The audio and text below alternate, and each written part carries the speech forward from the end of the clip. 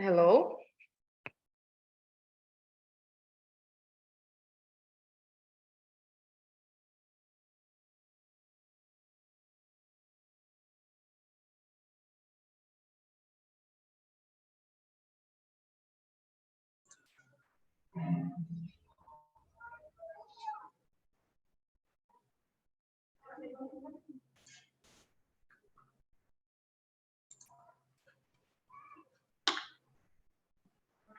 Ok. O nome tá aparecendo Nájila Souza aqui. Tá vendo, Nájila, na minha foto? Tá, seu áudio Porque tá é o desligado. meu link. É o meu link. Você tem que entrar no seu link que foi para o seu e-mail. Aí aparece o seu nome. Ah, então eu tenho que sair aqui da reunião, né? Isso, entra no seu link, que foi para o seu e-mail. Olá, pessoal, bom dia. Bom dia, Dalton, tudo bom? Tudo bom e você? Tudo tranquilo.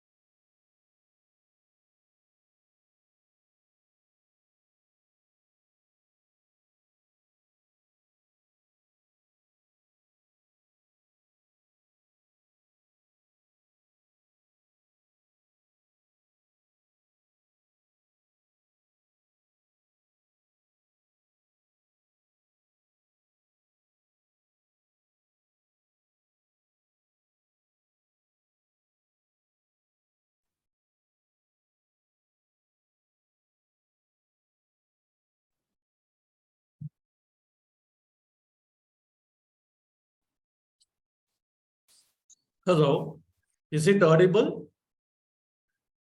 Yes. Yeah, yes, audible.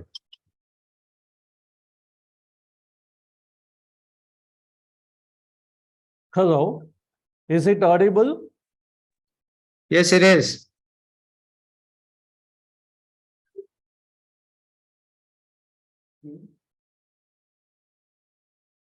Hello, is it audible? Yes, you are Good audible. morning, good afternoon, good evening to one and all. We will start the session in few minutes from now.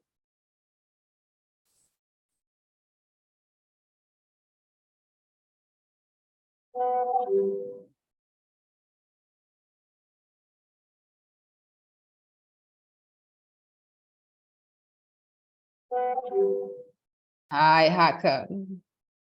Hey, how are you? I'm fine, and you? Thank you very much. Thank you. Looking good. Oh, Gazvan.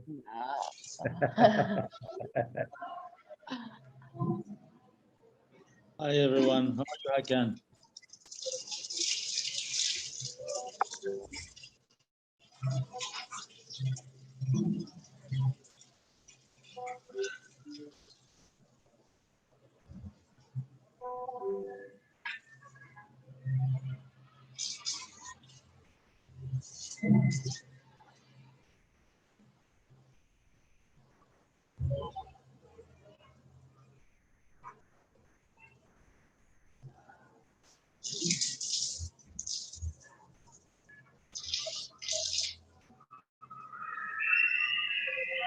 Good morning to one and all.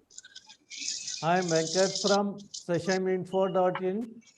It's a great pleasure to invite you all for this Trek Talk series too. Now we are going to discuss about Brazil Sesame Cup 2023. A team of the Brazilian team is present here. Now I would like to invite Ms. Nazila Souza Ibrafe for the introduction of speakers. Over to Ms. Nazila Souza. Good morning, everyone, and thank you very much for the Sesame Info team for inviting some Brazilian exporters to talk about the sesame market. Somebody has the mic open and it's being a bit difficult to speak. Okay. Just to carry on, I am the trade promotion manager of the Brazilian Dry Beans and Special Crops Institute. We work with all the exporters and most of the retailers and farmers of Brazil for those crops, making many activities, for example, promoting the production, doing the dialogue with the local government and international trade promotion, as before mentioned. For today, we are joined by great people from Brazil, big thinkers about our local market and international as well. We will be joined by Ms. Camila Regina Lander. She is an expert in international trade, and she has a degree in foreign trade and postgrad in international business. She's a passionate entrepreneur about foreign trade and agribusiness, and she acts as a broker for sesame, chia, peanuts, beans, and other commodities, collaborating with exporting companies in the Brazilian market. She is also advising IBRAFI, the Brazilian Driving Institute, on projects, events, and market intelligence. Camila is recognized for her dedication, knowledge, and of the global market and constant search for updating. We are also going to be joined by Mr. Dalton Umehara from Agricola Ferrari. He is responsible for the operational department of this company. He has a degree in business administration and a postgrad in supply chain management. He also works with international logistics, acting at the import and export projects in the company. His purpose is improving the Agricola Ferrari system and develop their team and start the operation management inside the company. Our last speaker will be Mr. Pietro Schisler. He is the global account manager for Arbasa, also a Brazilian company for pulses and sesame seeds. He is a lawyer with an MBA in agribusiness. He has been working with international sales for more than 10 years and have been working abroad for many years in the United States and China. So to start this webinar and also thank everyone for joining us, I would like to ask Ms. Camila Lander to start her presentation. And please, Mr. Venkat, if you can put her presentation on the screen so that we can start our session.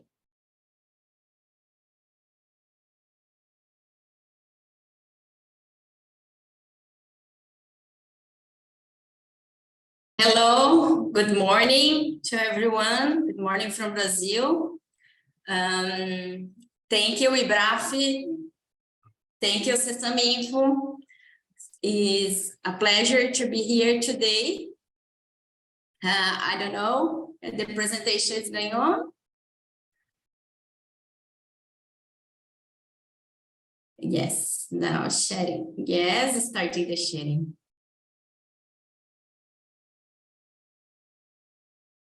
Okay. It's a pleasure to be here to talk about Brazilian Sesame. Since I'm in this project in 2018, I remember when I went to Cial Paris in 2018 and bring the first samples to Cial Paris, and the buyers looking for samples and asking, oh, Brazil have Brazilian sesame seeds? Yes, we can have. And since 2018, we are increasing our volume in export and production. But to start to talk about Brazilian sesame, we need to understand where in Brazil is produced Brazilian sesame seeds. We have the main area of production Brazilian sesame seeds, Mato Grosso. Since 2018 and 2019, Mato Grosso is the main area of Brazilian sesame seeds. And after that, in 2020, we had an expansion of Brazilian sesame seeds to other states like Tocantins, Pará, and Goiás. We also have other states producing sesame seeds, but the main important point here is that Mato Grosso have the rains a little bit more defined than other states. But in other states also, we have Brazilian sesame production. Next, please. Next slide, please. Yes, thank you. Going to Brazilian sesame production, we have here the Brazilian sesame production. How we can find this number? These numbers are estimated because we don't have in Brazil exactly numbers of sesame seeds production. So we have here how we do this calculation. We take the exporters, the export numbers plus sales in Brazil domestic market and find these numbers. The Brazilian sesame seeds going to export 90% and only 10% we sell in Brazil domestic market.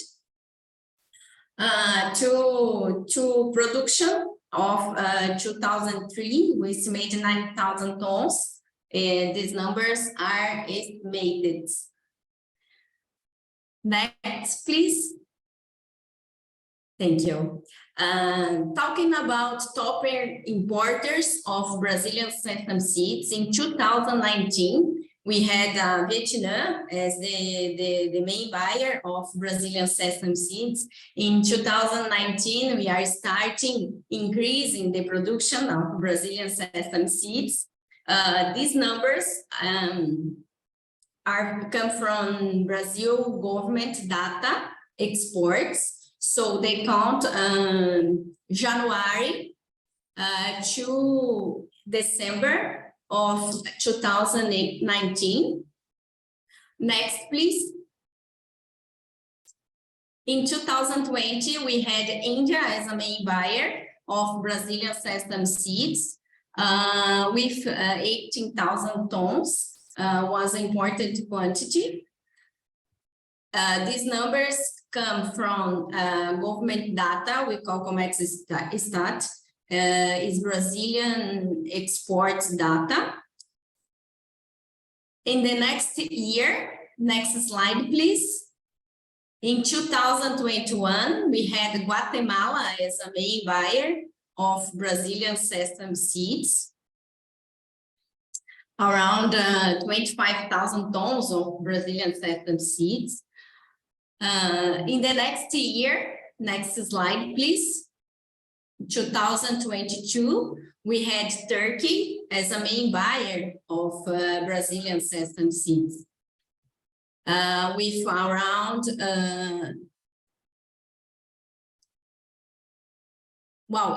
in 2022, Turkey as a main buyer. And the source is from Comex Stat also, government Brazil data. Next slide, please. What we have the interest here in the top buyers, in the main topic of here is in each year we have one different top country as a buyer of Brazilian sesame seed. In 2022 we have Turkey. In 2021 we have Guatemala. Guatemala also doing book vessel the orders. In 2020, we had India as a main buyer. In 2019, we had Vietnam as a main buyer. So, next slide, please. Talking about goals and actions of Brazilian sesame seeds, Brazil investing in seeds with good genetic to increase the productivity. Brazil is very good in research. We have, for example, another example, we have Embrapa, is a company from government and research. They are helping and contributing with research in genetic and seeds to increase the productivity. Also, traceability is another important point. We have most of exporter investing in traceability to follow the sesame supply chain. For example, we have another goal, expansion of planted area of sesame seed. Next slide, please. Next slide, please.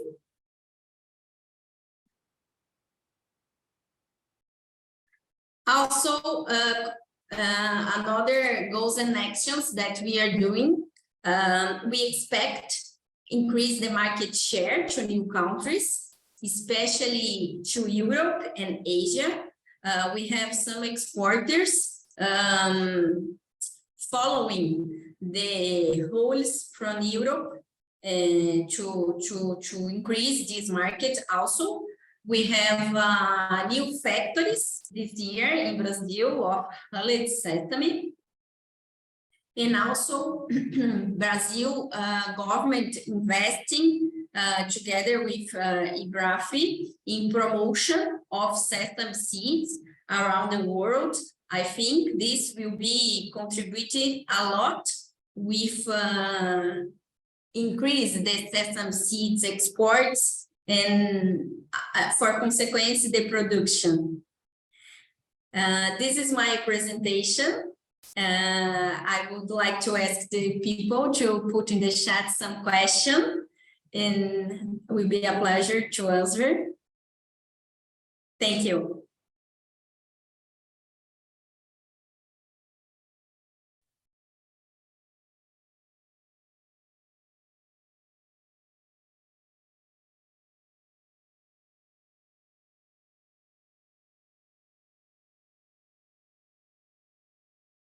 Dalton, Najla.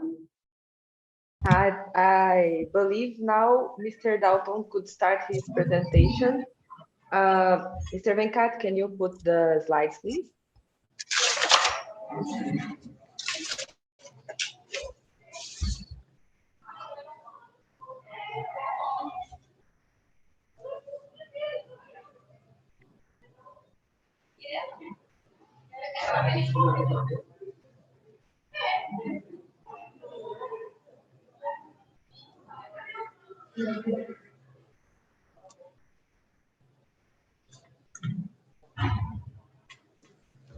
Hello, hello.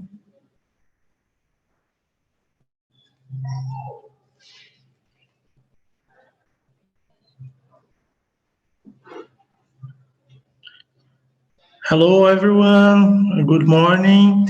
I'm Dalton, and I'm responsible for logistics department of Agricola Ferrari. I will introduce Agricola Ferrari. Agricola Ferrari is the biggest exporter of sesame seeds and popcorn. And I will tell something about the sesame seeds overview. Could you change the slide? Yes. We expect that the crop size will be around 130,000 metric tons. 95% will be K3 and the IP10. And the 5% it will be neutral and sweet. The variety are Anaí, Treble, and Seda. Please could change. Yes. 80% of Ferrari volume crop 2023 were already committed for hulling, baker, and oil extractions, crushing. Ferrari has business at main sesame consumers countries: India, Turkey, Guatemala, Mexico, Vietnam, Israel, and other countries. And the offer price for this year, it will be depends of sea freight rates, because as we know, since the beginning of 2023 rates are decreasing now compared last year. But it's very important to wait the high season to work the prices. Could you change, please? Yes. Agricola Ferrari concentrated 95% of the productions in Mato Grosso, because as Camila told, the weather is very good for sesame seeds cultivation. And we believe that the crop produced in another region of Brazil, where the weather is not defined like Mato Grosso, maybe the sesame seeds can have the problem with quality, because if it cannot rain when the harvest started. Could you change, please? Yes. Though the price of popcorn and the other commodities are going down, Brazilian farmers are very interesting to know about sesame cultivation. It can increase the quantity of products for next year. The sesame seeds production is a good alternative to farmers, because it's not demand high investments of in raw materials. Could you change, please? Regarding the switch varieties cultivation, the main problem is the harvest perform, because there are many losses because the pods are weaker than bitter variety. And the Agricola Ferrari is working in partner of Embrapa to develop some seeds of sesame sweet variation with tough pods.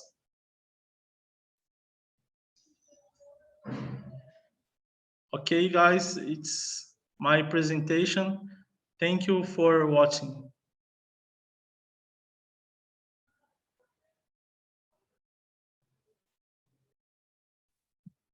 Thanks, Dalton. I believe now we are ready to listen to Pietro. Let me put him in. Yes, over here, okay. Probably Mr. Venkati is preparing your presentation. Pietro, if you're ready to start, you're welcome. Thank you, Najla. Also, thank you, Camila, and thank you, Dalton, for making this. I don't think you guys left anything left for me to say. So, since you already said everything. But I'm being tasked by Najla just to really give you an idea on where Brazil fits itself in the international market. And of course, I do not have an answer for this, but I'll give you my thoughts on it. Basically, and I came up with a little framework for this, which is the 3 points that I would like to talk about, which is Brazil domestic powers, the product that we sell, and the global market and where we sit in between it. With this said, within Brazil domestic powers, we're gonna have the companies, the business environment, and the culture of Brazil. Within the companies, I cannot tell you that every company in Brazil is the same, because like every country, we go ups, we go down, we have good companies, we have better companies. And more, this is being consolidated with each company showing and having a different work environment and culture within the Sesame Seeds. With that, I go into the business environment of Brazil. And you have to understand that Brazil is a tough market. We have had international companies trying to come to Brazil with millions of dollars, only to leave the country after 3-4 years where they couldn't do anything. With all the expertise in the planet, they couldn't operate the country.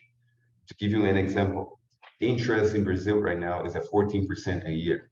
That means that every money that I take from the bank to give to the farmers, to do contract farming, hikes up at 14% every year.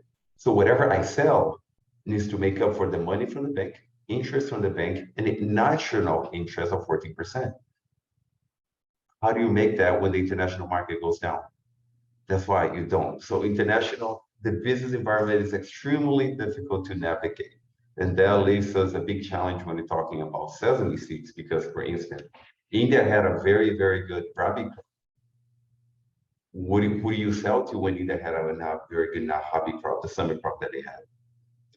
And third, the culture of the companies in Brazil. We live and die by the contract. So whenever we send out a contract, we abide by it. So regardless of the market going up or down, regardless of whatever the market is, if it's written on the contract, we fulfill it. So if you have July shipment, if you have September shipment, we're gonna fulfill it to the fullest. And that's been a very good touch to Brazil, to the market, from what I hear about from some clients, because the forecast that they can have, the predictability that they can have is very good, because clients can plan themselves ahead of schedule for the next 7 months, and we're gonna fulfill it because again, it's in the contract. Second, then I'm gonna jump into the product that we had. A lot has been said, 95% of the product of Brazil is K3. Now, K3 is, like Dalton said, it can be used for crushing, but I'm gonna go beyond, and I'm gonna say that K3 can also be used for tahini. It can be used for hulling. It can be used for roasting. It can be used for naturally eaten as a brown seed.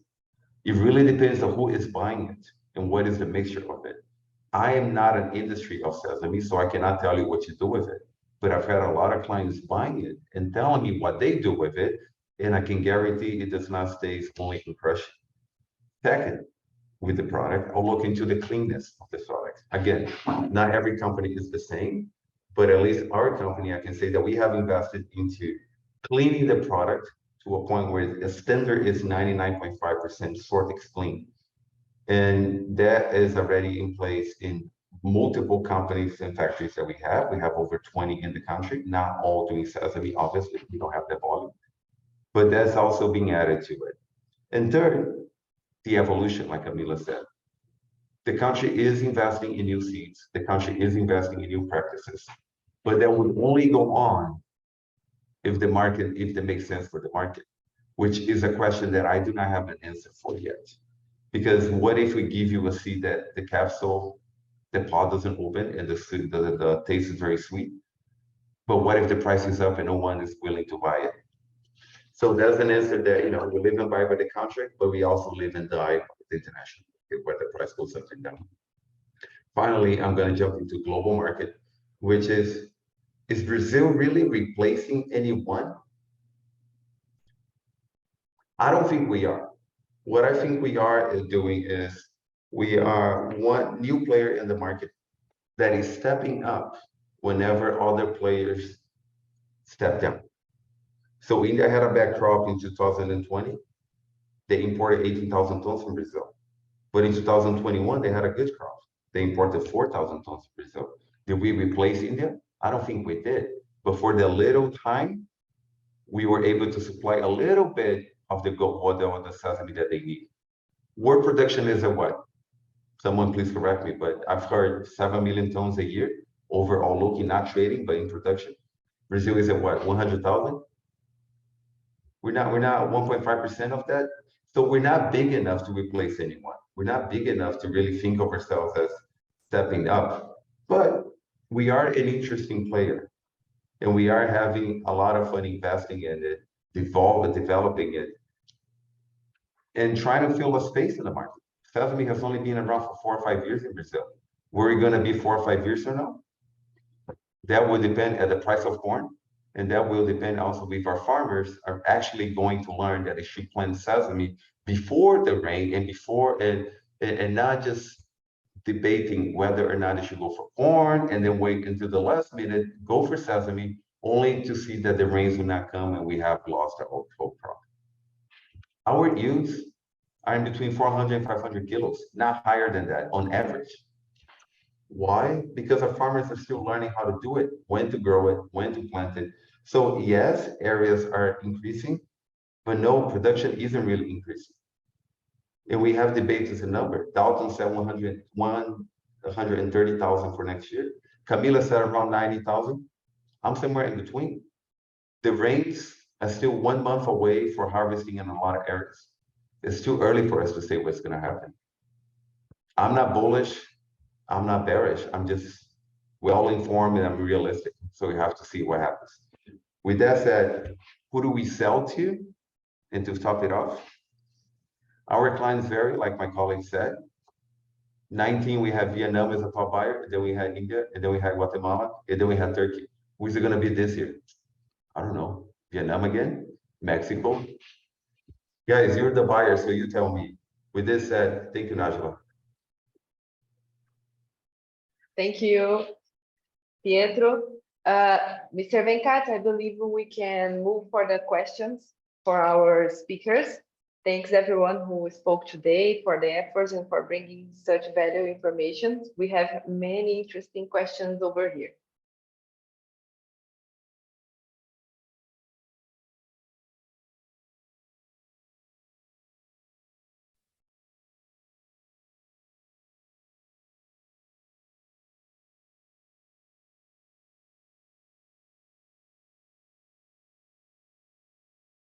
Oh, I'm going to go for the first question, and whoever is comfortable on answering that, please step up. It's from Mr. Kamal, and he asks, how can we explain the shift of demand from one country to the other, which is the last point Pietro made last year. So why that happened? Pietro, if you can go for that one. Okay. Is, in my opinion, and again, this is only based on my opinion, is basic supply and demand. If if we're selling a seed that is good for crushing, and then we had a country that buys a lot of seeds for crushing, but their usual supplier had something happen that year, say a war, a rain, lack of rain, or lack of harvest, then we step on to replace that.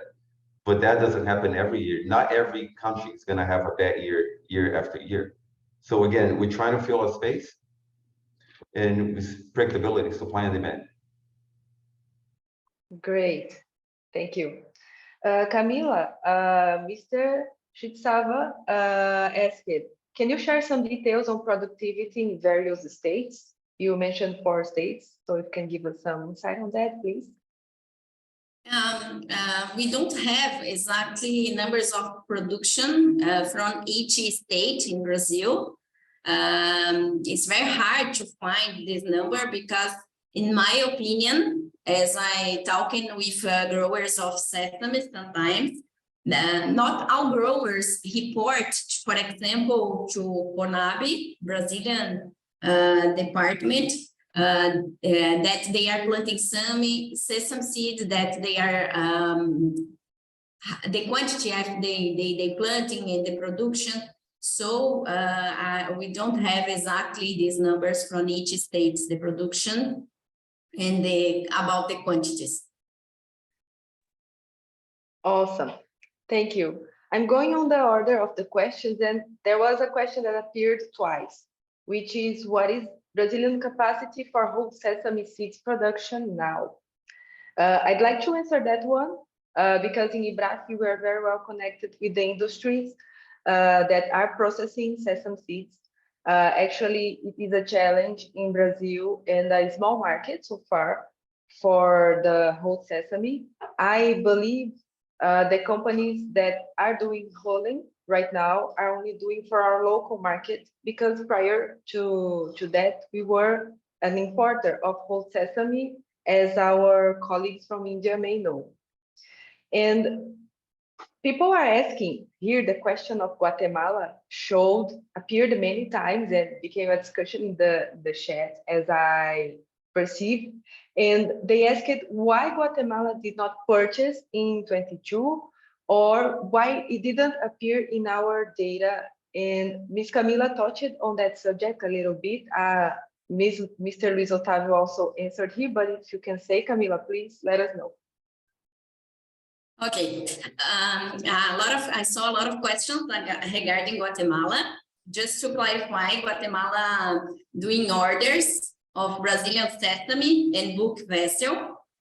Also, we exported in 2022 to Guatemala, but to crop 2022. But what happened is that vessel sale date will be January. So will not appear in COMEX start data for 2022. They will appear in COMEX start data in 2023 because the vessel sale date. In Brazil, these numbers from COMEX start come from shipments in January of 22, for example, until December 22, and the vessel sale date was January 23. They will appear in data of January 23 exports. This is the reason. Great. Yes, I would like to comment regarding the Guatemala story. Ferrari were participating in both vessels. The first one were shipped in Paranaguá, okay, the first one in 2021. It was 21,000 tons. And the second one were shipped from Vila do Conde, and also the volume were 21,000 tons, and the vessel had a delay, and it departed in 2023, more or less, or end of the last week of December. So that's because it's not showing Camila's presentation, maybe. Amazing. Thanks, Dalton. And we have our last question here today. Oh, there are two questions. Let's keep on the subject of Guatemala, and then I come back for the other question, which is Guatemala buying the Brazil sesame for re-export purpose or consumption purpose? Because Guatemala is also sesame exporter. The customers in Guatemala is very big, very, very huge, and they use it for export and hulled sesame seeds, crushing. They are a very big McDonald's supplier, so that's because he's very nice play. Great.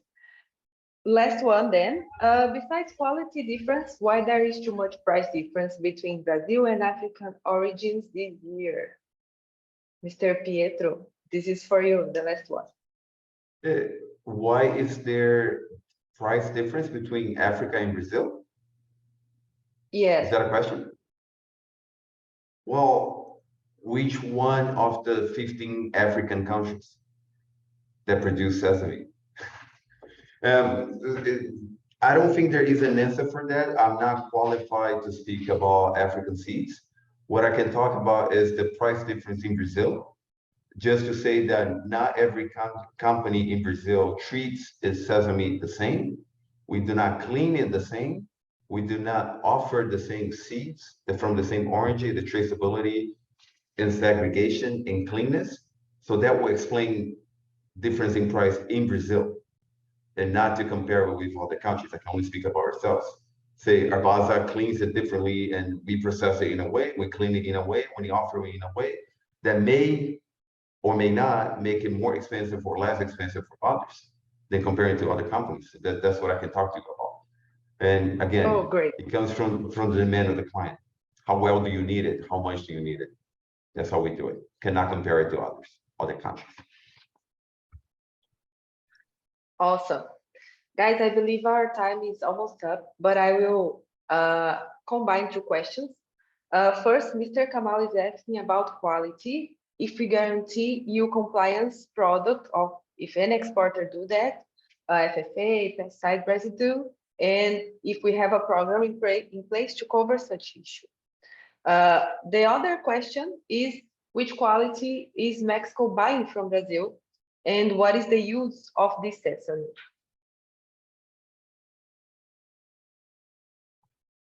Can I give you a little answer on this? Yes. Okay. Now, just to touch base on the first one, the contract and the guarantees. At least in Arbaza, we live and buy by the contract. It's sad. So if my contract says maximum 2% FFA, 99% Sortex clean, that's what you're going to receive.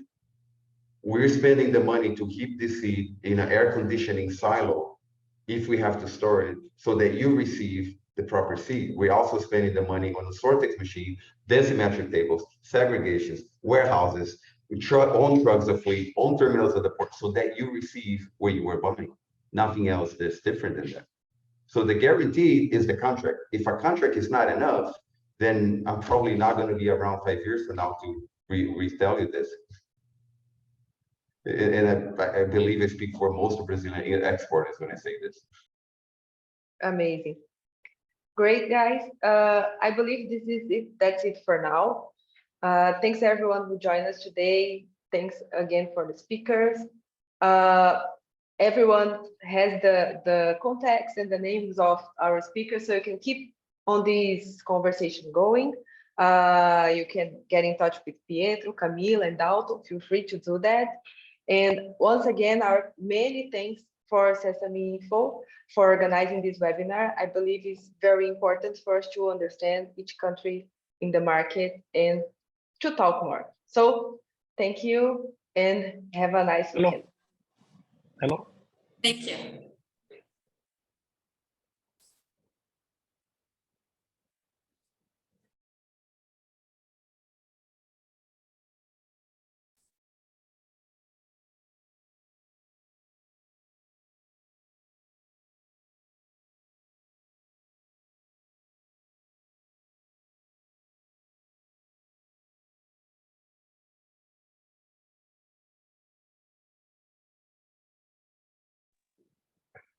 Mr. Pedro, can you hear me?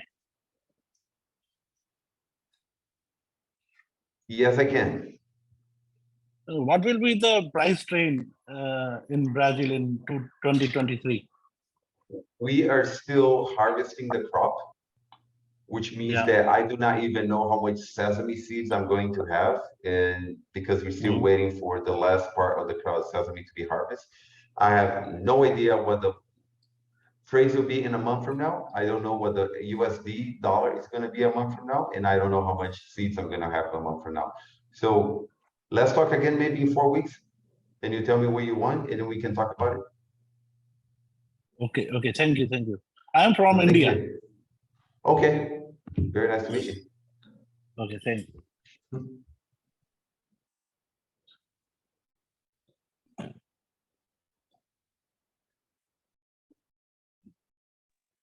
Okay, one more question, Mr. Pedro. Yes. Actually, can you tell us about the right now the FFA situation in Brazil? Actually, we have seen so much FFA problems in last year cargoes. Okay. This is very public, so I'm not going to ask you who you bought it from, but and I can only speak about FFA from Brazil. I mean, from my company, I cannot speak for others. What kind of FFA did you receive? 4%, 3 to 4%. But did you buy it with 4% in the contract, or did you buy with less? No, last year in October 2022. I think you should go back to your exporter and talk to him. No, actually, I buy from via Dubai. Okay. There's not much I can talk about a cargo that I don't know anything about this cargo. The one advice I can tell you is buy it fresh. Buy it fresh and buy it from someone that you know the source. No, actually, my question is, can you tell me which kind of steps you are taking to control the FFA? Okay. No,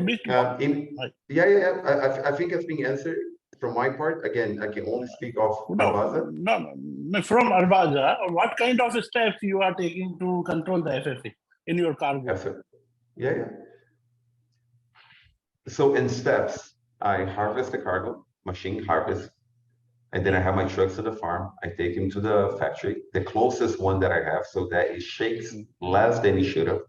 Once it's there, I process it in a segregated area, and then I store, if I have to store it. If not, I'll ship it directly to the port so I don't waste time. If I have to store it, I put it in my silos. My silos have this thing called the cool seat, which keeps the temperature between 15 and 17 degrees Celsius 24/7, so that the temperature doesn't rise and the seed is kept cool and unstable so it doesn't shake. That allows me to keep the FFA low for at least a year. And when I say low, it's below 2%. Now I have to ship it below 2% so that when it arrives to India or Vietnam or Mexico or Turkey or Egypt or any country that we sell to, doesn't arrive above 2%. And if it does happen, arrive 2%, which again doesn't happen very often, but is a natural product, it may say arrives at 2.1%, then we have to talk about it. But I don't remember the last time it happened. If I'm selling you anything above 2%, I'm gonna put it on my contract that it will be above 2%. If not, I don't do it. Okay, thank you. Hope it makes sense. Yeah. Is Brazil seed genetically modified? Camila, do you know this? A Brazilian seed is a mixture of many other seeds that combine together and have been growing for the last 4 years.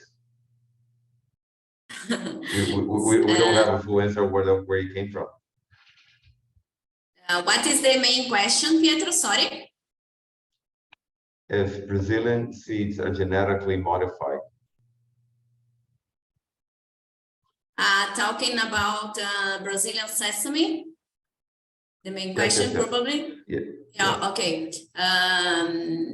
I don't have expertise to answer that. I prefer don't say about that. But I saw here some question and I would like to answer. It's about sesame seeds to Europe. What we can have now? We have some exporters doing the traceability and taking care of pesticides and harvest machine to be these exporters doing all the rules from Europe to follow our legislation from Europe to do exports of Brazilian sesame. For example, I'm exporting to Brazilian sesame to Europe since 2019, and never I had problem with these exports, for example. Let me see more question here. Guatemala, we answered. 5 minutes. Dalton, do you like to talk something about Brazilian sesame or some question? No, just comment that Brazil doesn't have a GMO sesame, only non-GMO. Thank you for that.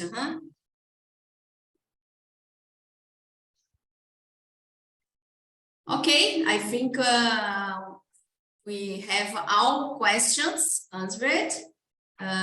If someone has some question, I would like to share here. I shared my contact in the presentation. Also, we can share the presentations. I think no problem. One more question from Paula Gobi.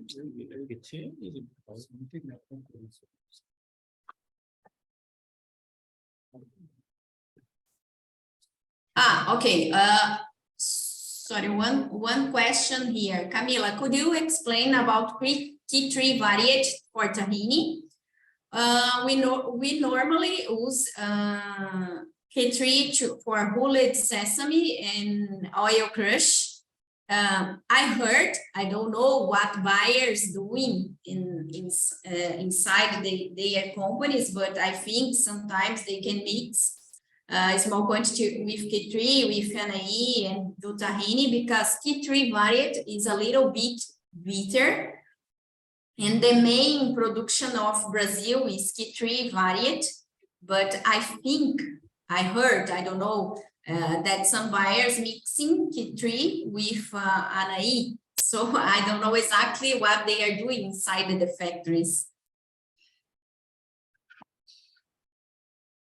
I agree. There's no recipe for tahini in Brazil, and every tahini factory has their own recipe. They can mix it, they can use shear seeds, they can do anything they want, and we supply them. Yes. Oh, I asked Camila because I know I asked it for you because I know some buyers in Egypt and these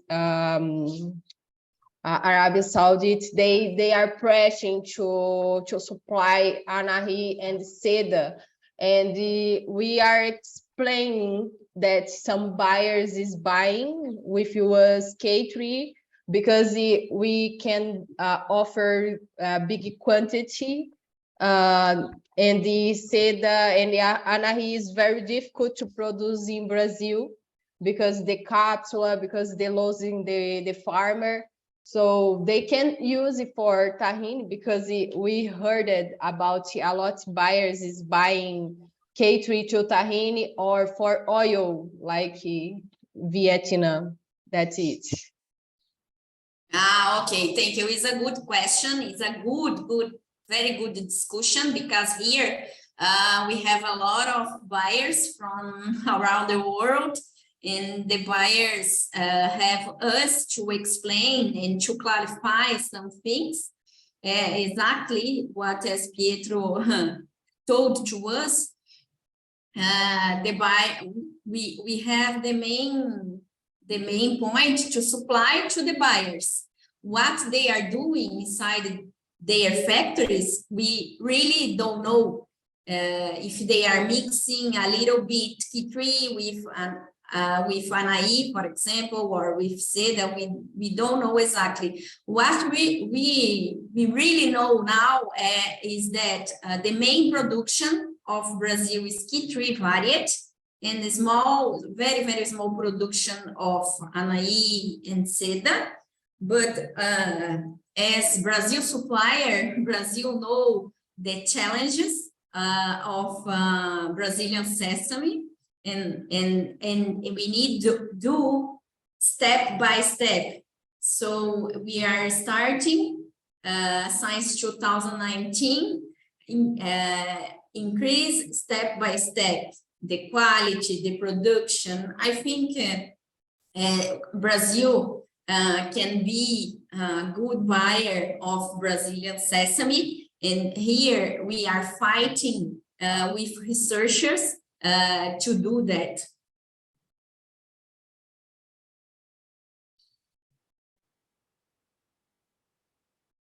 Okay. Someone have more questions? Pietro would like to say something. Dalton would like to say something.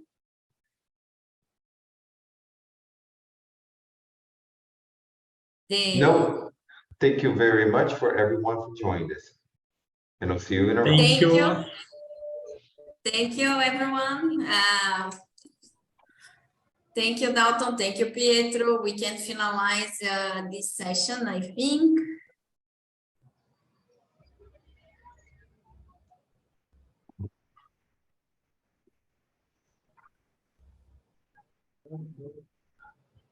Thank you. Thank you. I will leave. Thank you.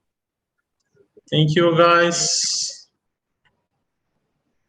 Thank you so much for all the speakers and delegates who has participated in this webinar. A special thanks to Najla Soda for coordinating with Sesame Info and for the introduction of speakers.